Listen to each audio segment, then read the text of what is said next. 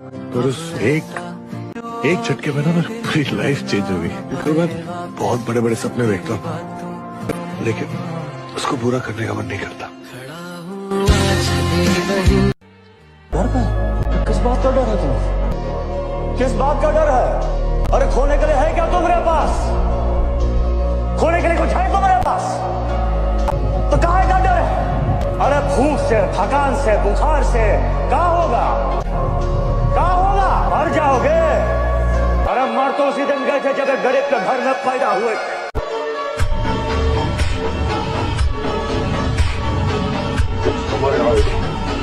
पढ़ाई छोड़ दी, काम छोड़ दिया, अब घर को नहीं छोड़ता। लुक क्या दे रहा है? चल निकल यहाँ से। क्या कर रहे हो जवान? तुम चुप रहो, तुम्हारे लाड प्यार नहीं बिगाड़ा है इसे। तुम अंदर जाओ, तुम अंदर जाओ।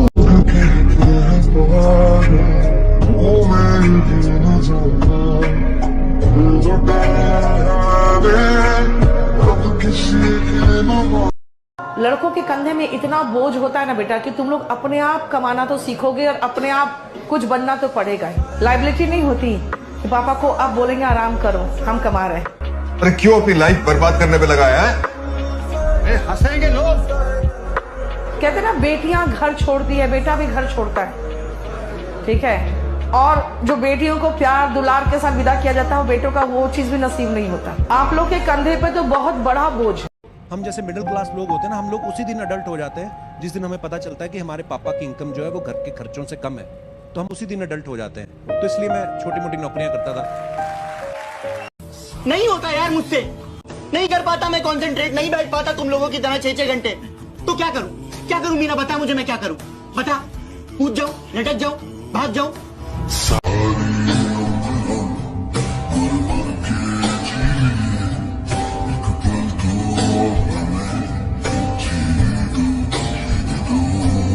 बनेगा बड़ा होकर, कैसे बराबरी कर पाएगा इस दुनिया के साथ? 5 साल बाद जब अपने दोस्तों को गाड़ी खरीद के अपना घर बनाते देखोगे तो लेकिन पढ़ोगे लिखोगे तो किसी लायक बनोगे, समझे? हमारा रिजल्ट डिसाइड नहीं करता तुम लूजर हो कि नहीं, तुम्हारी कोशिश डिसाइड करती है। तुम्हें दिखाई नहीं देता कि आज तुम एग्जाम में फेल हुए, कल जिंदगी में फेल होने वाले हो? नहीं दिखाई। मनोज आईसीई पहुंच चुका है और उसके बाद एमएनसी में नौकरी लग जाएगी उसकी, तू यहीं रह जाएगा। अरे क्यों अपनी लाइफ बर्बाद करने पे लगाया है? मॉम रैंक, डैड भी रैंक, बेटा लूजर। जिनकी जेब में पैसे ना हो वो आदर्शों की बातें मत करें। अरे क्या तकलीफ है मेरे से? कि तू कामयाब है, खुश, यही सुनना चाहता है ना तू? मैं उस मिडिल क्लास फैमिली से हूँ जहाँ पुरानी टी शर्ट का ना पोचा बन जाता है और बॉर्नविटा का डब्बा खत्म हो जाए तो वो दालें रखने के काम आता है। जहाँ कबाड़ वाले का इंतजार किया जाता है, इसलिए नहीं कि उसे कबाड़ दे सके, बल्कि इसलिए ताकि उससे कबाड़ के बदले दर्जन दर्जन चाय के कप ले सके। हमारे यहाँ ना टी और स्नैक्स नहीं होते, हमारे यहाँ होते हैं चाय और बिस्कुट, और हमारे यहाँ होते हैं मम्मी और पापा। हमारे यहाँ मॉम और डैड नहीं होते। मैं उस मिडिल क्लास फैमिली से हूँ जहाँ हमारे लिए ना हमारे मम्मी पापा को हक करना बहुत बड़ी बात है। और यार मम्मी पापा ना गुरूर हैं, और मम्मी पापा का गुरूर है हमारे बढ़िया बढ़िया मार्क्स।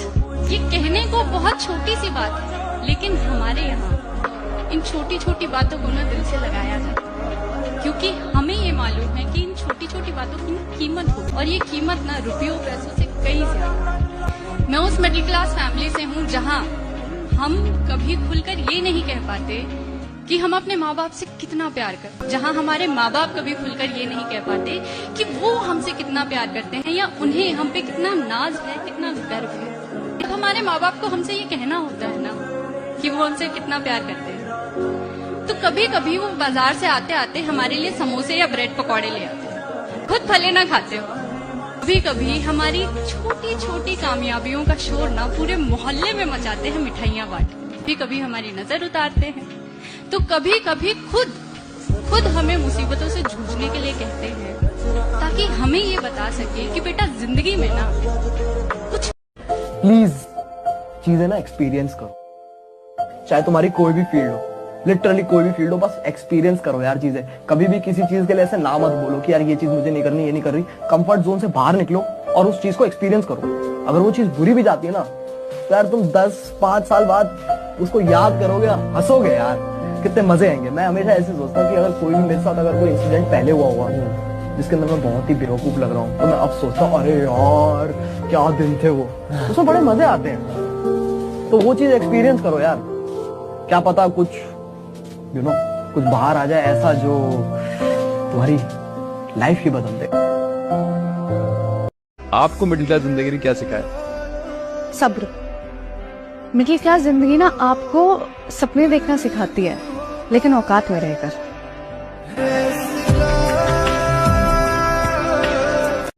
एक समय पता है ऐसा आ जाता है कि आपको रोने के लिए भी ना जगह ढूंढनी पड़ती है। कभी बाथरूम में जाकर रो रहे हैं, कभी अपने कमरे की कुंडी लगाकर रो रहे हैं, क्योंकि वो आंसू पेरेंट्स को दिखा भी नहीं सकते, घर वालों को दिखा नहीं सकते, और ना पूछेंगे क्या हुआ। अब उनको क्या बताएं, यार थक चुका हूं मैं इस जिंदगी में, इतनी बार फेलियर देख देख के थक चुका हूं और रोना आ जाता है।